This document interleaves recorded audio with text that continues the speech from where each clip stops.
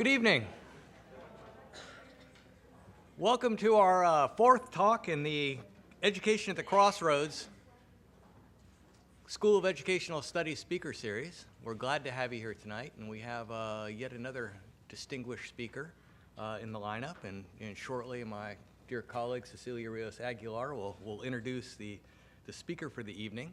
Let me thank you for making the time to come out tonight, and thank you for being part of the School of Education Studies community and the CGU community, and just say how much I appreciate the energy and thought that you devote to these events. We have not had one that has wound up as a dud at the end, and I'm sure tonight we'll keep with that theme with your smart thoughts and good questions as we move forward. Couple housekeeping items. First, on Saturday, we had a workshop scheduled with Jack Scott, and some of you there's a flyer on the web and floating around that looks like this, and it has a workshop by Jack Scott scheduled for Saturday. We postponed that workshop until a little bit further into April, and we'll get back to you with a firm date on that. Then the next item of business is that our next speaker in the series will be Gary Rhodes, and Gary will be here at the end of March 27th. And on that note, I would like to thank Cecilia for her command performance as the steward of the speaker series for this year. Cecilia is running the Bowen Fellows program this year, and she has just done a great job bringing in the most distinguished lineup of speakers that we've seen in my time here. And I applaud you for that. And if nothing else, you have great connections, right, Luis? So on that note, I will be quiet, and I will introduce Professor Cecilia Rios Aguilar.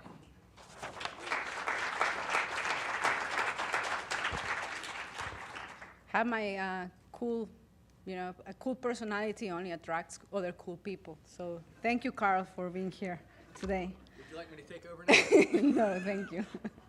I'm fine. Yeah, but this is not on the script, sorry. So I just want to first start by thanking you for coming here. I think it's a big effort, and I'm really appreciative that Claremont has this opportunity to bring people from various different parts. It only happens that all of people in Arizona are coming, so I just have a lot of appreciation for them. So thank you for being here. Gracias por estar esta noche. I have the pleasure of introducing our speaker today. So I'm just going to read a little bit about who he is, and of course I have the most profound admiration for him. He's my colleague, but he's also my friend. So Luis Moll was born in Puerto Rico. He is a professor in the Department of Language, Reading, and Culture at the College of Education at the University of Arizona. Prior to joining the College of Education at the U of A in 1986, he was a research psychologist at the Laboratory of Comparative Human Cognition of the University of California in San Diego. His main research interest is the connection among culture, psychology, and education, especially as it relates to the education of Latino children in the US. Among other studies, he has analyzed the quality of classroom teaching, examined literacy instruction in English and Spanish, studied how learning takes place in the broader social context of household and community life, and attempted to establish pedagogical relationships among these domains of study. His most recent book, a co-edited volume titled Fonts of Knowledge, Theorizing Practices in Households, Communities, and Classrooms, was published by L. Brown in 2005. He was elected to membership in the National Academy of Education in 1998, and most recently in 2009, Dr. Moll gave the Brown Lecture in Education Research in Washington, D.C. So I'm extremely, extremely grateful for him to accept our invitation, and I'm going to introduce you to him. Thank you.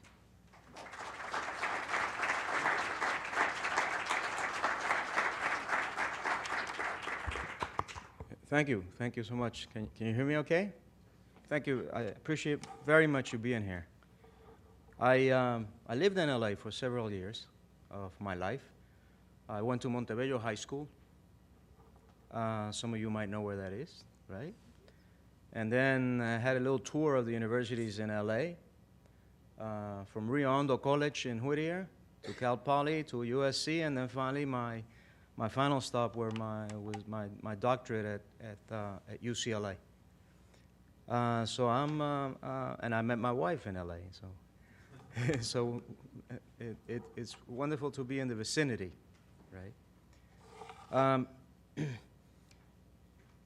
I'm going to be talking some on this case that I discussed during the Brown lecture, but I want to give it a new retelling for today.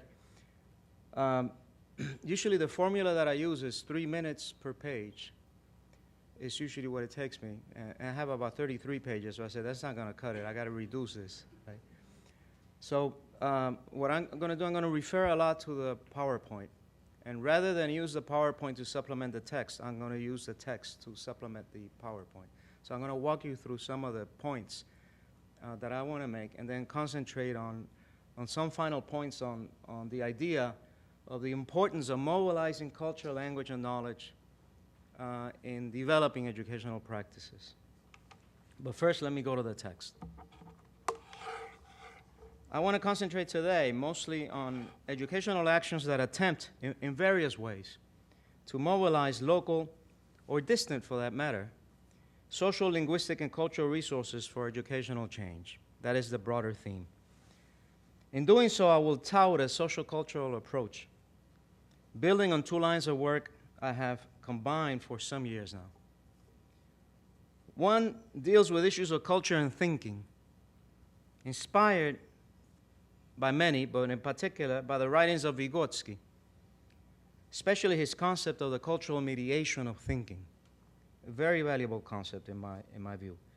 The other line of thinking, influenced by ethnographically infused approaches to documenting cultural practices and resources that we refer to as funds of knowledge.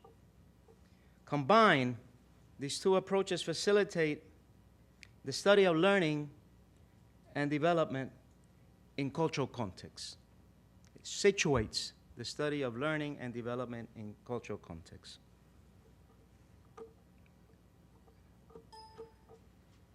Coincidentally, I have some propaganda on my 2 books.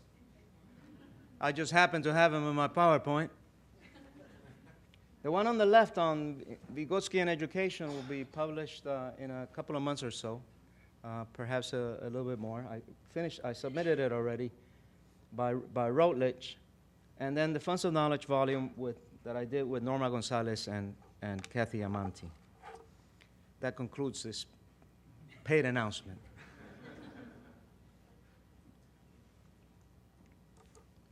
I will start, however, by situating a strategy which I call intercultural or transcultural agency in relation to particular historical events, the details of which I think are still important to recall.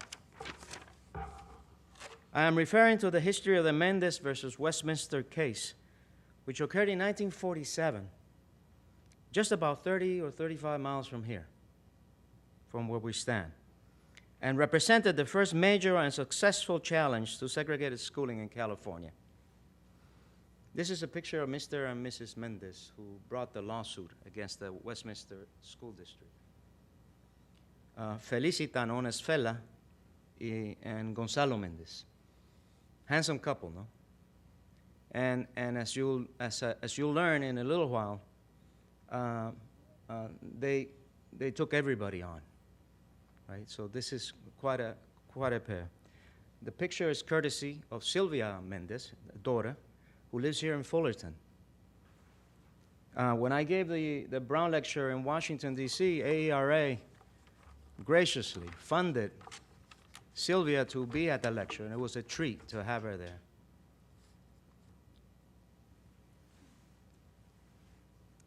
I am basing the summary of the talk on the Brown lecture, which commemorates the famous Supreme Court case of Brown versus the Board of Education. I found, based on research on the work of others, some interesting connections between these 2 cases of Mendez and Brown, which I'll summarize in a second.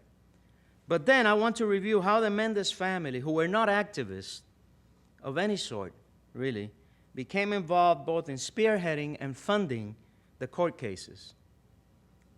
I think there are lessons in this for all of us. But rather than read the article, which I mentioned is too long, I will retell it by reviewing the slides with you and then turn to the text as needed to elaborate the points a little bit more. And I want to do this within 45 minutes, and Nancy's keeping tap of that. Right?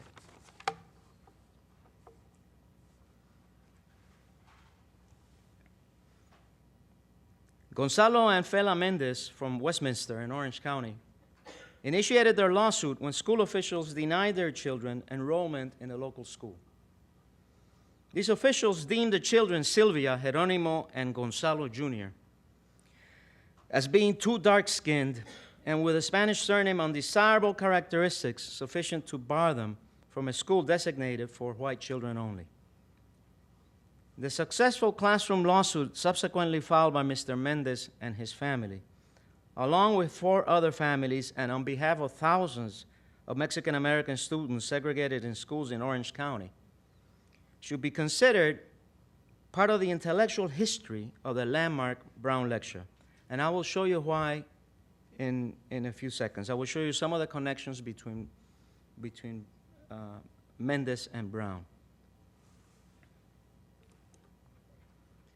You know where Westminster is, so I don't have to, but for folks in other parts of the country, they don't.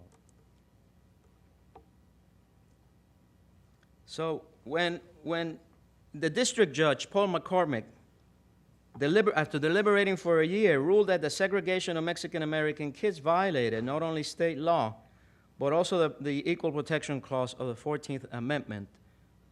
The Mendez case became, according to Richard Valencia is from the University of Texas at Austin, a fine scholar, the first successful constitutional challenge to segregation.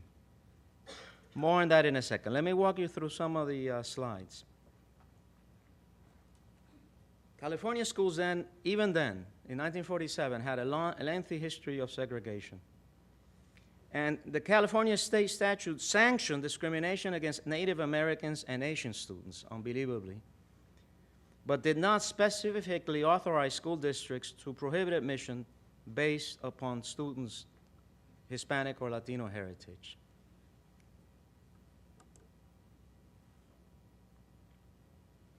This is a quote from George McCormick on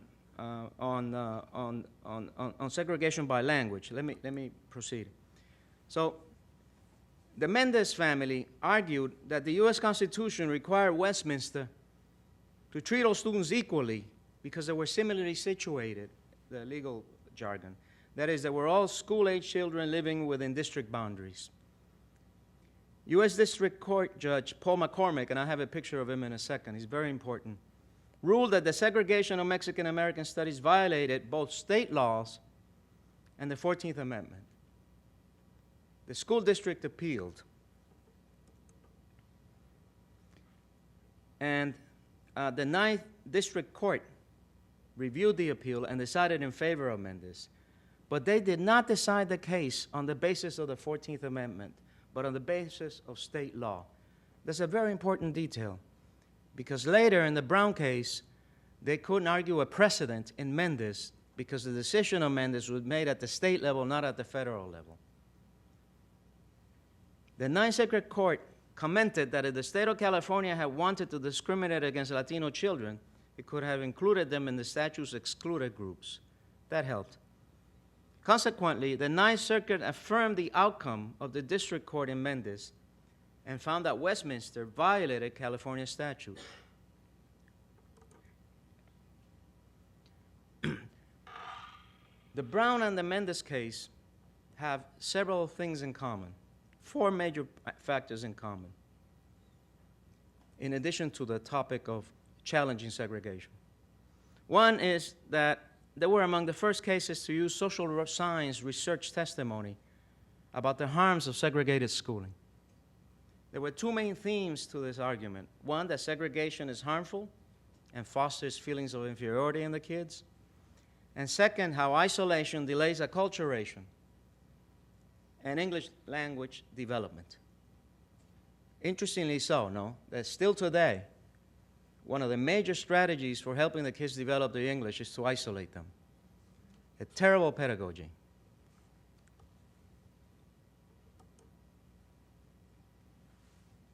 There was also very similar and powerful language of the two courts, the Mendez and in the Brown case.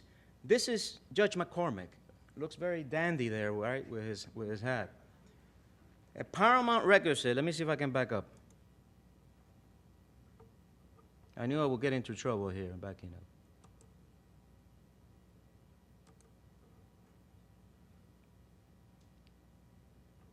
There's a dandy judge. He wrote, a paramount requisite of the American system of public education is equality. It must be open to all children by unified school association regardless of heritage.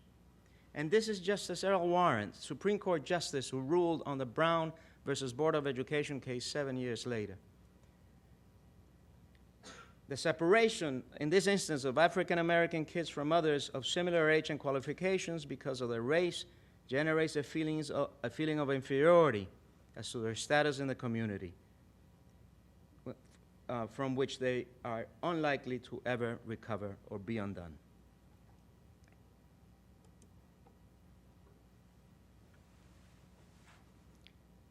The third connection between Brown and Mendez is the amicus brief, the friend of the court's brief, provided in support of Mendez. One of them was prepared by no other than Robert Carter, Thurgood Marshall, and Loren Miller, three giants of jurisprudence. Thurgood Marshall later will become a Supreme Court judge, and all three of them spearheaded the Brown versus Board of Education case. I have here in the notes, text page 4. Let me switch. But it wasn't only the assistance of the NAACP through these attorneys. I have here in the notes, several organizations submitted amicus briefs in support of the Mendez case. Among them, the American Civil Liberties Union, the American Jewish Congress, the Japanese American Citizens League, the Attorney General of California, and the NAACP. Robert Carter, who unfortunately I think passed away last year, and who authored the Brown argument, the landmark Brown argument, readily acknowledges that the amicus brief for Mendez served as a model for the later case in Brown. But also,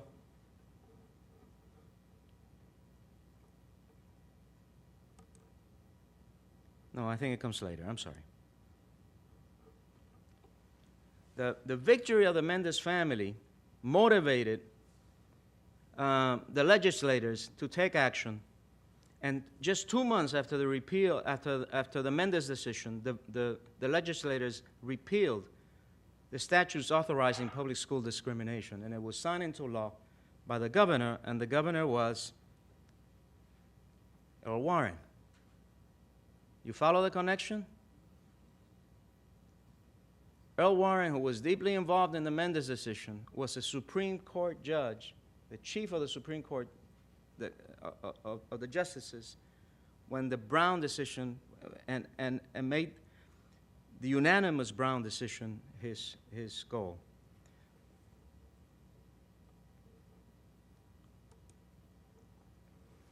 Now, there were several ways of justifying segregation during that time, and they're analogous to ways of justifying segregation today. This is a quote from Gonzalez. It says, the cultural Mexican community was defined as the cause of the tangle of pathologies. I underscore that because that's a term that's often used in relation to African American families, this tangle of pathologies. And here is used in reference to the Mexican community, but I think that Gonzalez used the term to indicate the commonality of cause of fighting bigotry between the two groups.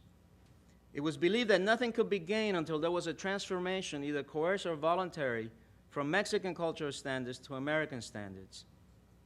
and nothing appeared to indicate that segregated schooling required modification, and it remained the prescription of choice for remedying Mexican culture, if you can believe that. The testimony of the school district superintendents in the Mendez case was unbelievable. It discoursed of stereotypes and denigration.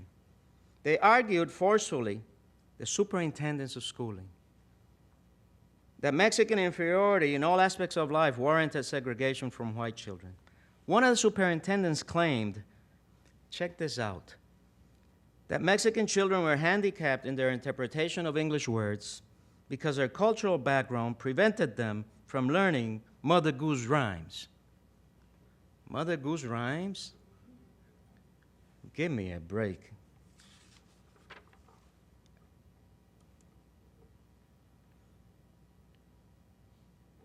So the segregation of the schooling experience of Mexican American kids at the time of the Mendez case was characterized by the following: a reliance on testing to characterize the kids as intellectually inept, tracking into non-academic forms of instruction, coercive practices including the imposition of English only and the punitive subordination of Spanish, and general negative perceptions and ideologies of culture, motivation, and educability. I think there are analogs to today, continuities of these practices, promoting structures of schooling and practices of testing that have long been used to affirm the status quo, neglect to build pedagogically on the potential contributions of the new majority in the schools, given the changing demographics, and excluding the sorts of practices widely touted as necessary for success in the new economy. And the emphasis on narrow views of what counts as evidence, what counts as data, and what counts as educational research or practice.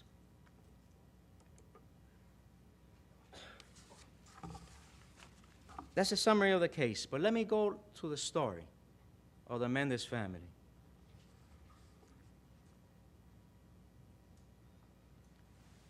The school board in Orange County routinely rejected Mexican-American parental protests about segregated schooling and requested their kids, rather than be forced to attend segregated schools, be allowed to attend school with ample resources. The Mexican-American or the Mexican origin population had grown rapidly because of immigration, despite forced deportation a decade or so earlier, but it was far from homogeneous as it is today.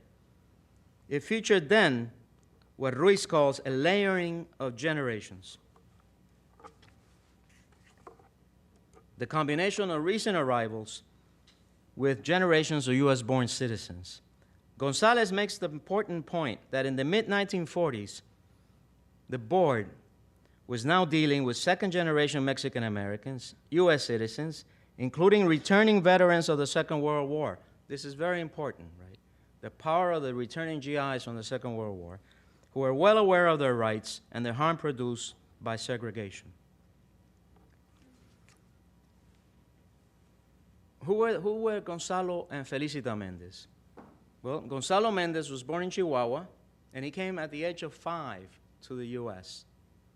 A naturalized U.S. citizen who was very familiar with the Constitution and fluent and literate in both languages. By all accounts, Mr. Mendez was smart, charismatic, and savvy about U.S. rules and U.S. ways.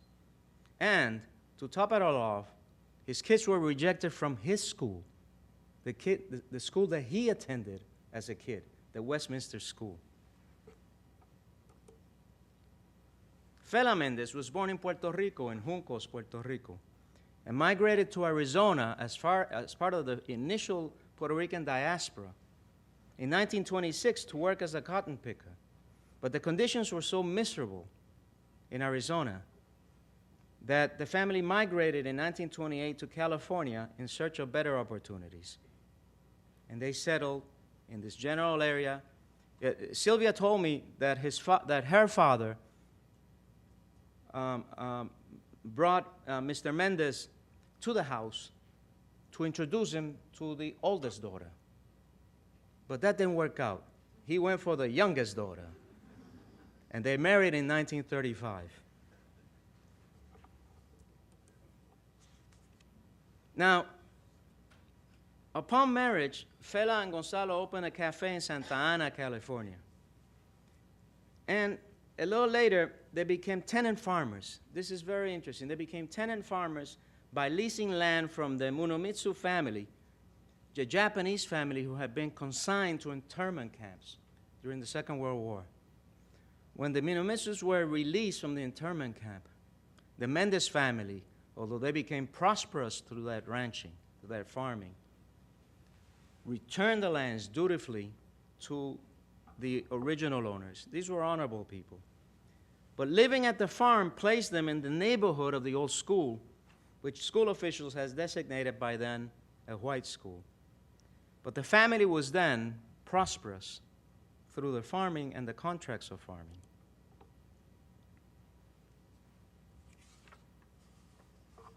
I have here in the notes, the refusal of the school to enroll the children shocked the family. They tried to negotiate with school authorities, appealing to the principal and the school board to no avail. The school would eventually offer to make an exception and accept the Mendez children, but no other Mexican children, an arrangement which the family turned down, refused. The family started considering suing the school district, and Gonzalo requested assistance from a Hispanic civic organization, which will go unnamed, which refused to help, although they would later contribute to the appeal of the case. Sylvia Mendez, his daughter, told me that she recalled her father arriving home deeply dismayed. She told me it's the only time she saw her father cry, when the civic organization refused to help her, help the family, and help the kids. And deeply disappointed about the organization's refusal to assist them, but that her mother said, "The hell with it, we'll do it ourselves. We have the money to pay for a lawyer." That moment became a historical decision that would change the future of education for thousands of kids, the family's willingness to take the case on. By then, the family had become prosperous, as I mentioned.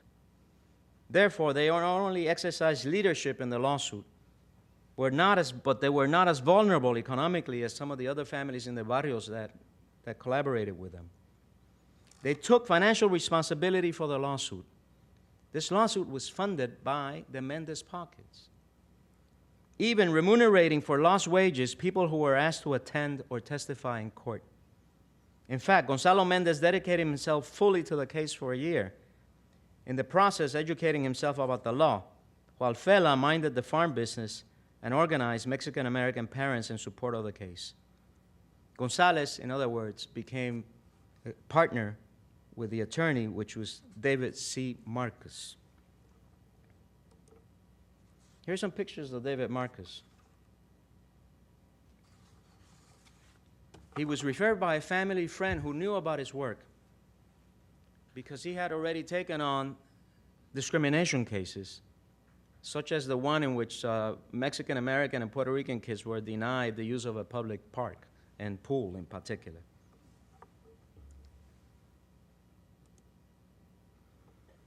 Here's another picture of David Marcus. He made two key decisions.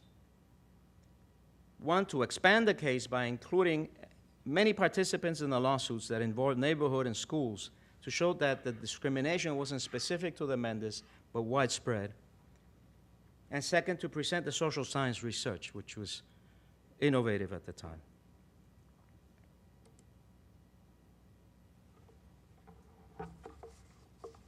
The Mendez case and the Brown case earlier have become part, I claim, of our cultural legacy.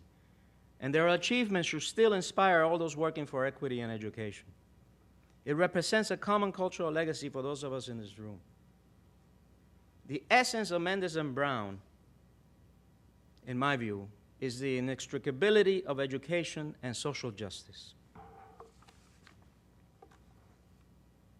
All educational decisions, evolving as they do relations of power, and evolving as they do treatments of differences, have consequences for issues of equity and social justice. The Mendez and Brown families pursued their lawsuits not simply to integrate their children into schools with white children. Their intent, I believe, was much broader than that, to secure for their children and by implication for thousands of other children, the same ample educational resources and opportunities routinely provided to advantaged white kids.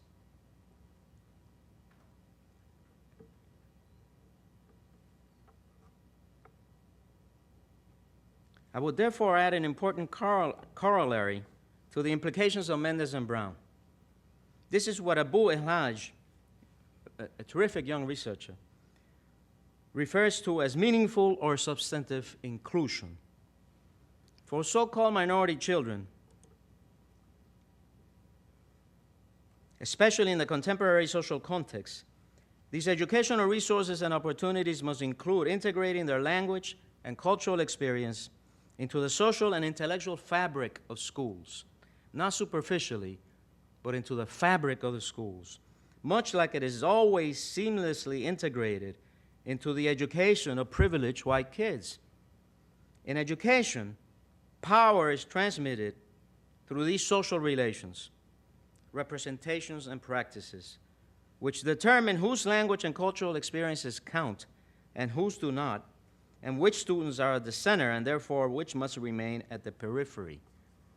Pierre Bourdieu, the famous French sociologist, has suggested that the power to make groups, to assign groups, is political power par excellence, and is nowhere manifested more than in the schools. Let me backtrack a second here with some of these.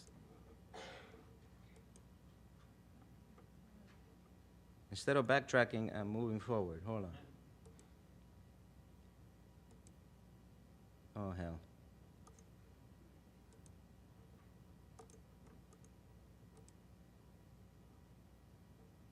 Bear with me a second.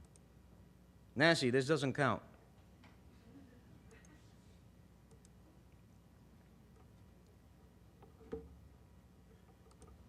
This is just some data on the changing complexion of suburban public schools, not only urban public schools, which is due, as we know, the demographic changes in society. But here's an interesting table, although this is from 2006, 2007, so we have to be careful and get an update. But here are the 25 suburban education agencies with the highest Hispanic segregation.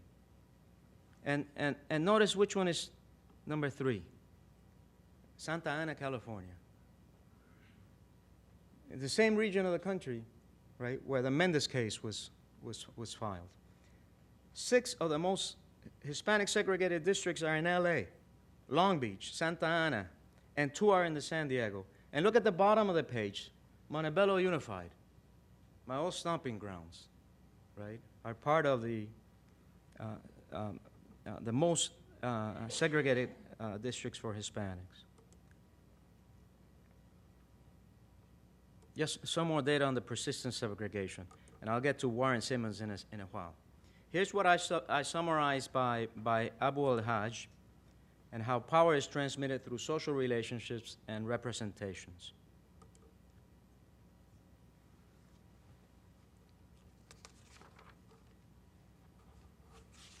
If we are to fully realize the potential of Brown and Mendez, we must continue to disrupt the status quo. This is by Moll and Alim, by pursuing actions that strive to support schools in their efforts to become sensitive and responsive to the needs of diverse student populations.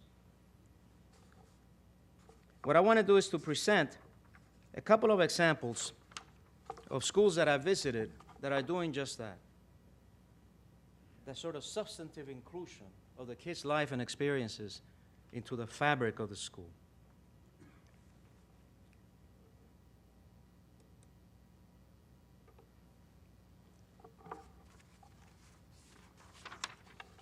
One of the examples is from the work that we've done on the mobilization of family funds of knowledge, or the knowledge of the families, and how to utilize those knowledges as educational capital, we could say, for the development of new pedagogies. We've documented how Latino immigrant families, as well as other types of households, are characterized by a broad variety of experiences and practices that life has given them. A feature of this knowledge is their mobility. That the metaphor of funds in this formulation of funds of knowledge refers to how this knowledge is bartered through social networks with other households, becoming the currency or capital for these exchanges. I'm making something quite mundane seem fancy. It's a quid pro quo of life. Come to my house and fix the freezer because you know a lot about that. I'll go to your house and fix your roof because I know a lot about that. That exchange, el toma y dame, the quid pro quo of life, is what we're highlighting. In anthropology, one tries to hide, in ethnography in particular, highlight the mundane as extraordinary. But another purpose of the social-cultural framing is not only to facilitate the education of kids, but to facilitate the development of teachers. That is, to facilitate the theoretical and methodological tools with which teachers think about their work. Hence, the formation of study groups with teachers in our model has become indispensable, a discursive space to think together about what is learning and how that learning may shape classroom practices. Here are some of the basic elements of these study groups. You follow? These are spaces created, alternative spaces created for the professional development of teachers. Here's some of the basic elements: the role of peers, the role of studying the research literature, the analysis of classrooms, the role of mentors in guiding and instructing others, the courses, and of course the community as the primary source of ideas and resources for educational change. In addition to those elements, these are some of the study group artifacts and activities that characterize the work. The field notes taken during household visits, the interviews with family members or students, academic articles, reports on the visits, presentations, and so on and so forth. And in addition to the work of the study group must be characterized by the development of a common theoretical vocabulary, a theoretical language, what we're calling functional concepts. And here's a sample of the functional concepts that make their way into our discourse as part of our collaboration with teachers, ranging from the concept of funds of knowledge to social and labor history, relations of power, social stratification. This becomes the everyday discourse in these study group settings.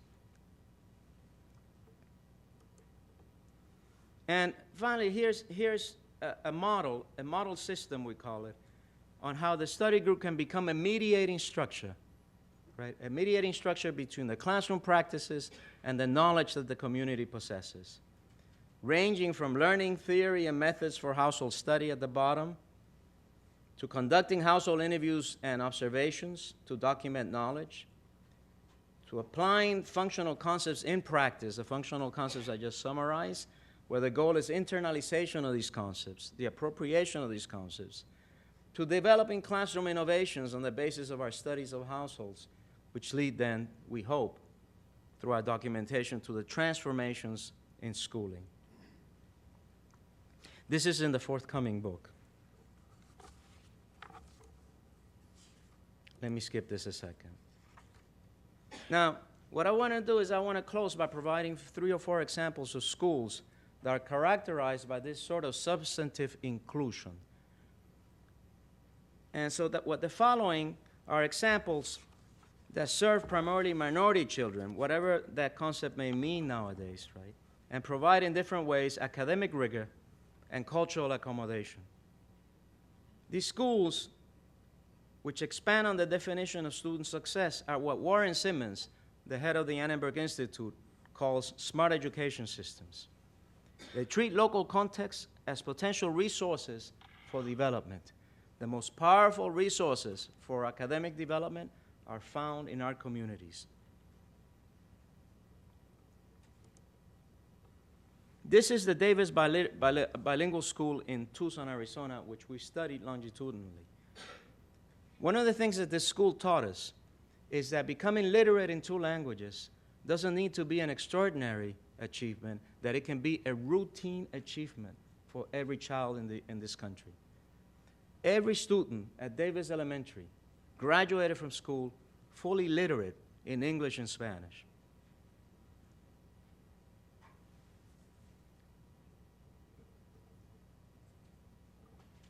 These aspects here with the mariachis are among the most critical aspects in the schools because these are the after-school cultural activities that help the kids invest themselves in the school.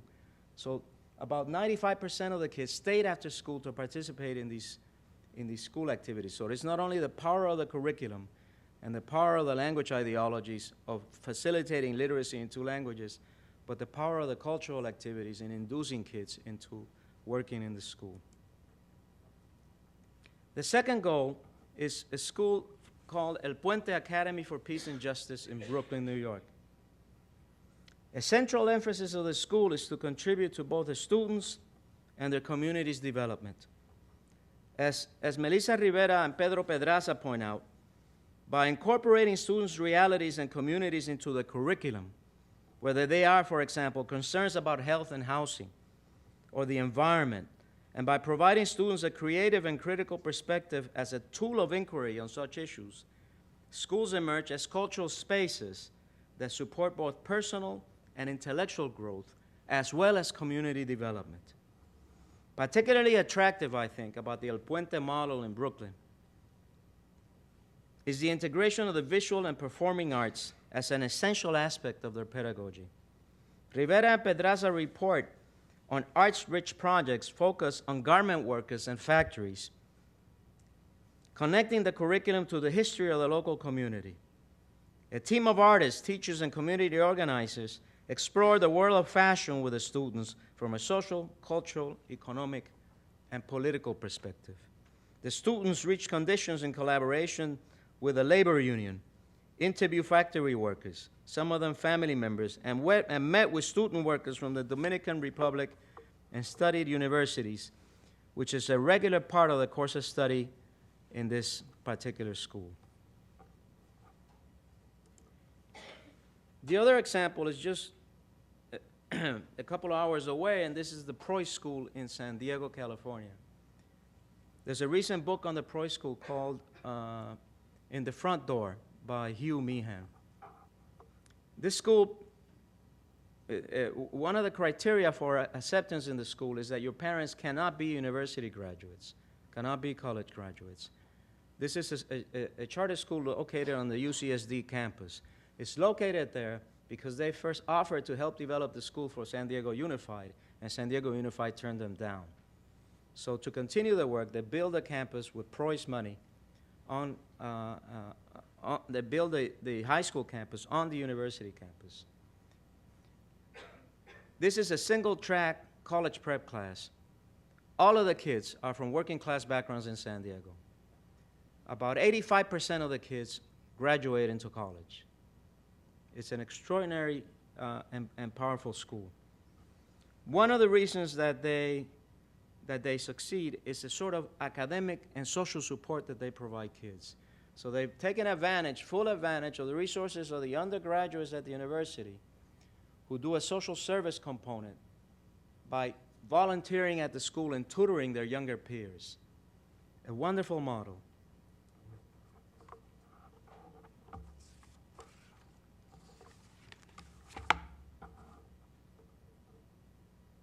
Furthermore, the school requires that all students apply to at least one University of California campus and one California State University campus and one private or college university. Every student, gaining the cultural capital to know how to play the game and how to apply for higher education.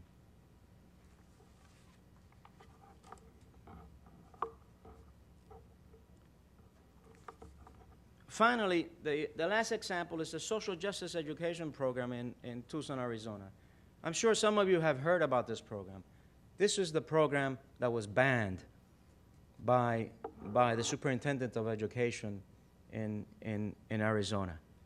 It features a participatory action research model in which the students not only do research in local communities but in local schools and then present the outcomes of their research to families, friends, educators, administrators. It is one of the most transparent programs that I have seen in inviting anybody who wants to come witness the work that they do into the classroom and examine the pedagogy that they follow in helping the kids become not only public intellectuals, but critical thinkers about their social circumstances.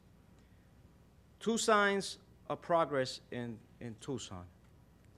One is the development of an after-school model based on the Social Justice Education Project, which is currently in the works, which includes not only current high school students, but graduates of the Social Justice Education Program participating, different generations of students, the layering of generations participating in the program. And the second one is that in the desegregation case in Arizona, part of the ruling was, in trying to solve the case, that the school must infuse a multicultural perspective into its courses. So in one way or the other, the social justice education program is going to survive in the Tucson school districts. I want to close by suggesting that the most enduring legacy of Mendez, with which I started this talk, may not necessarily be the legal merits of the case, as significant as those are, but what I'm calling the Mendez commitment, this noble commitment of Mr. and Mrs. Mendez to educational equity for all children. That commitment to have schools treat all children with dignity and respect, and have schools accommodate to their realities as much as the children are asked to accommodate to the realities of schooling. And that Mendez commitment to create inter-ethnic alliances in advocating for the rights of children and their families. This commitment, I'm glad to say, is continued by Sylvia Mendez in her efforts to educate a new generation of students to the spirit and lessons of the case and the continued pursuit of educational equity. Check out these slides. This is the Mendez case at the Smithsonian in an effort to educate new generations. This is a new learning center named after Fela and Gonzalo Mendez.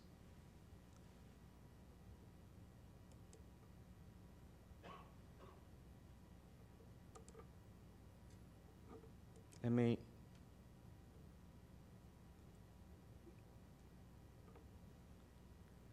me close with the Mendezes, and then this is supposed to shift to some of the kids at the school.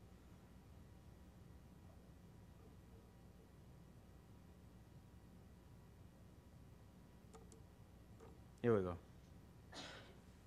This is a stamp that was issued in honor of Fela and Gonzalo and Mr. and Mrs. Mendez. Thank you for listening, colleagues. Appreciate it.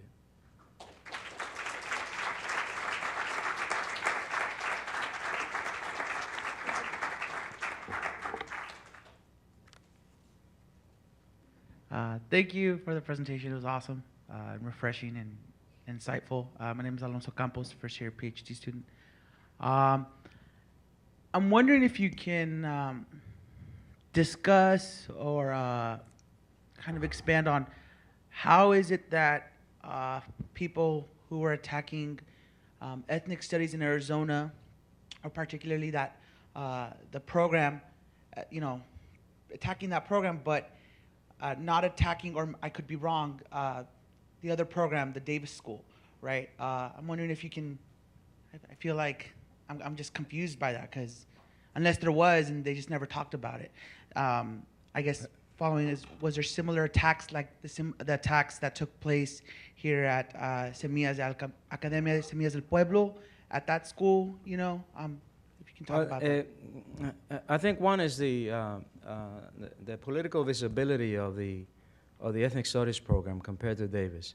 Davis has been around for a while, and the principals at the school have been very astute on how to play the political game to help the school survive, even offering a dual language emphasis for the kids. So I think it was in part the visibility, the political visibility of the ethnic studies program that invited in certain respects, right, or became the source of the attack by the superintendent of education. One of the things that always has bothered me is that Mr. Horn, Tom Horn, would go to Tucson to condemn the program, and the students that would invite him to witness the program, and so that would the teachers, and not once did he honor the students. The students, he's the superintendent of education, for Pete's sake. Not once did he honor the students and the teachers by making an appearance and witnessing what they were doing. Right? So that the rules that were written by the legislators were specific to eliminate the Mexican American Studies program at these high schools. I don't know if that addresses fully your question, but I think it was la política, right, of aiming for the more visible target.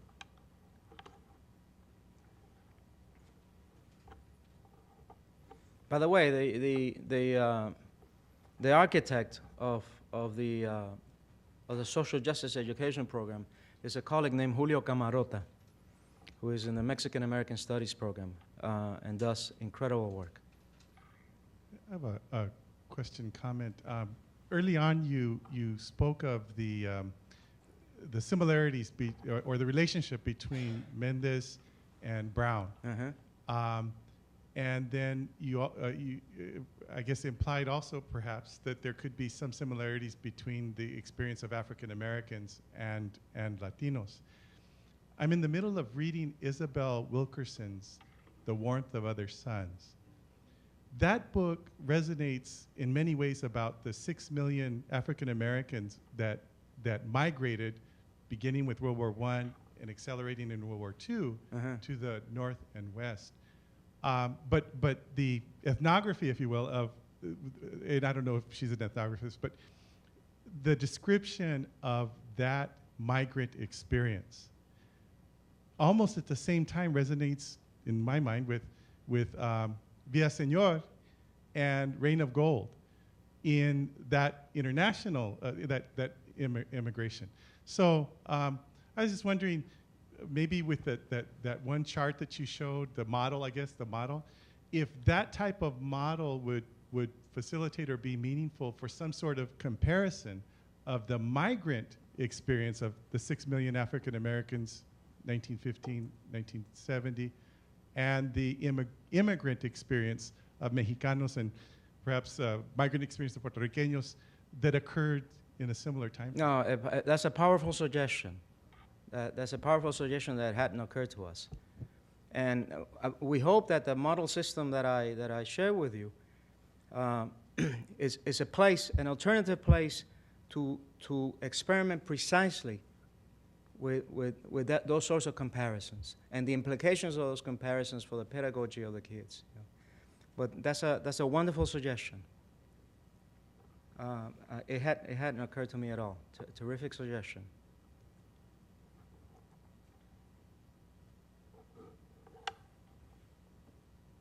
Hi. Sorry.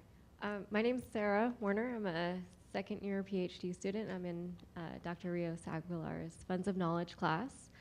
And without putting her on the spot too much, she said, we're reading the book, and she said that the students in your study, the kids in the households you studied, are kind of coming of age and they're becoming undergraduate students, and I believe some of them are at Arizona. Is that true?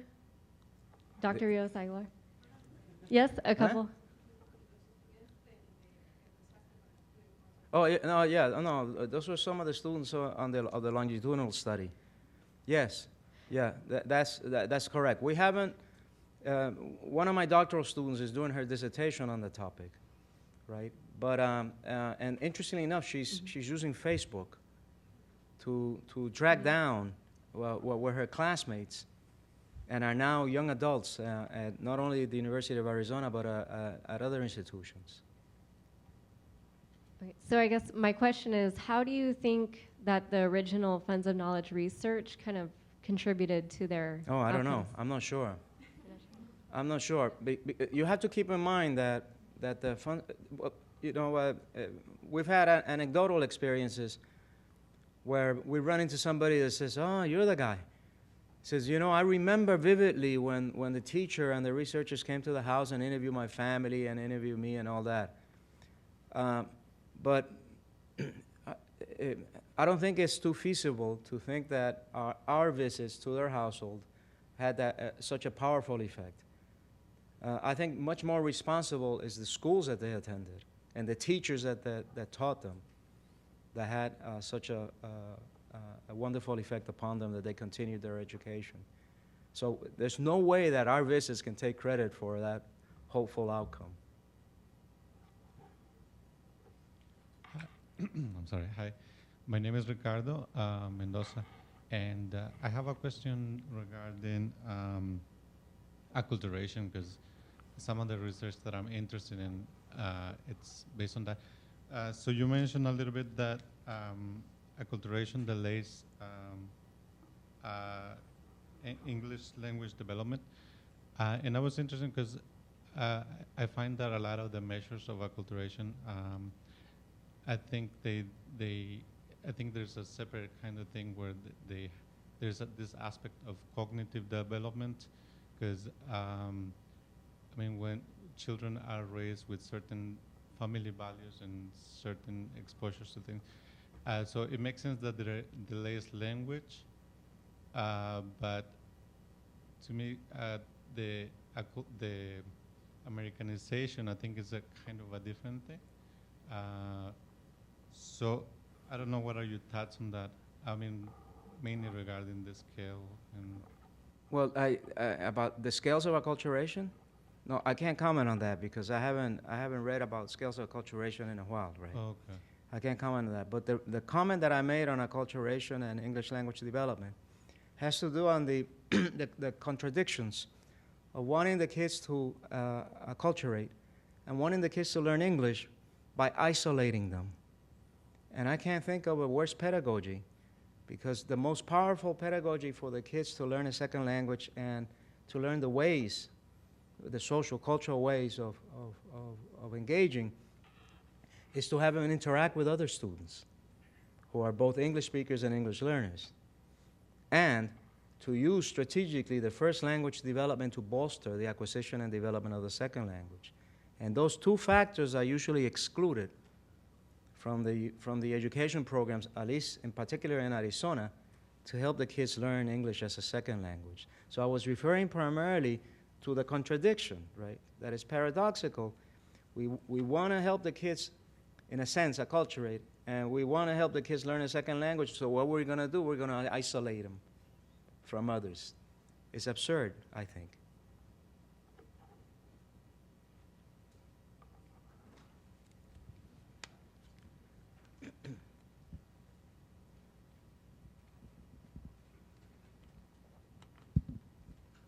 I'm happy to report that Mendez is very much a part of the history of urban education course that I teach here. Wonderful. But I left UCLA with a doctorate in 1981.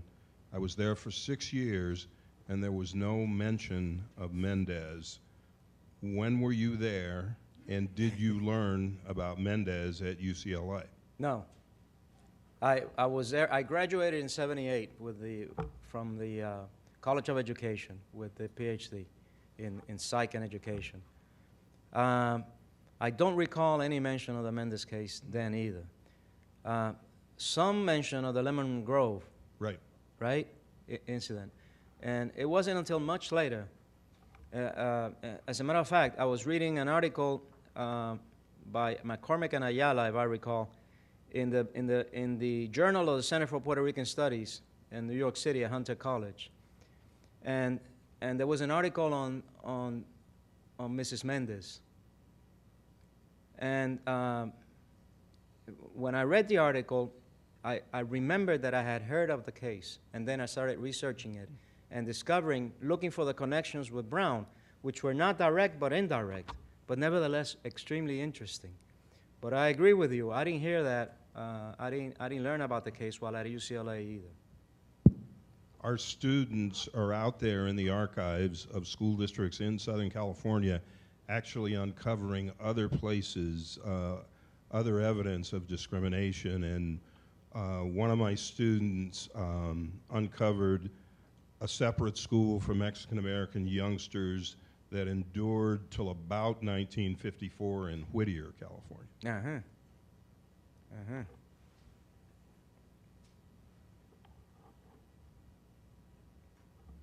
I know Whittier well because I studied at Rio Hondo College, right, which is right there. Dr. Moll, Sure. Francisco Manzano, we met earlier.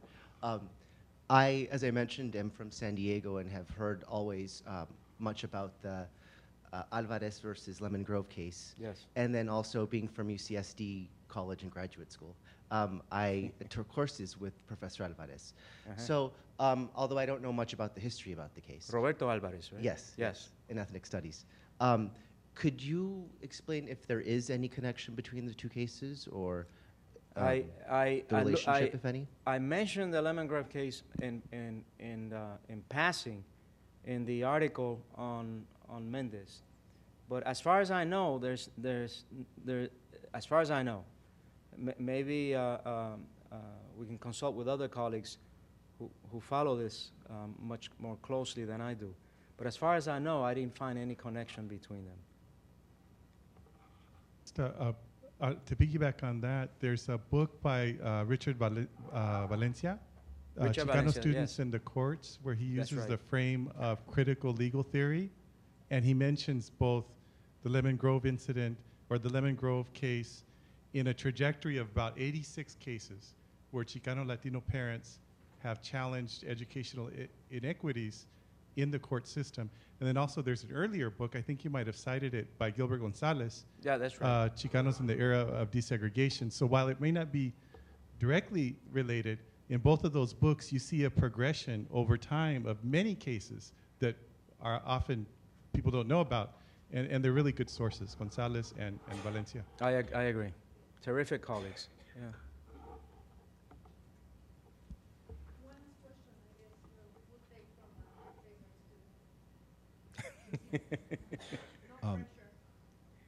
Is this on? Yeah. Okay.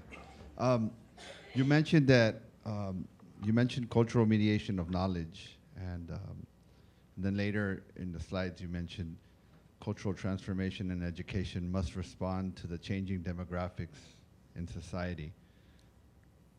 Is it possible if you could address a little bit about how those two pertain to higher education research? Yeah, a simple question, you know.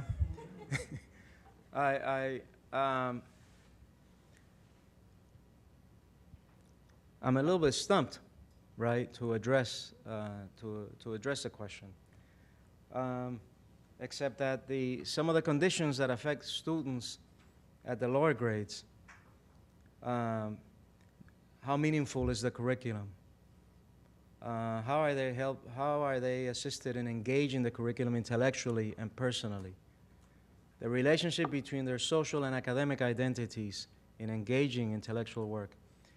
Those issues are also relevant in higher education. And those are the issues that I was trying to refer to by talking about responding to the changing demographics, responding pedagogically to the changing demographics by making the experiences, the knowledge, and the history of the students vivid in the curriculum. And those are aspects that Vygotsky referred to broadly as a cultural mediation of thinking.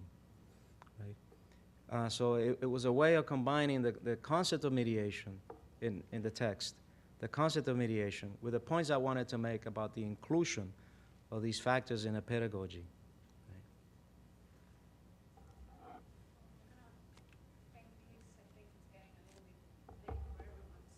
Thank you, colleagues. I appreciate it very much.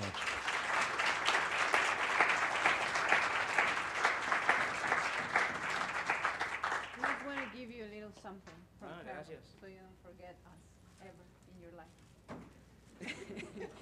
Thank you, colleagues, for coming, and again, I want to just thank Luis for a wonderful lecture. Thank you.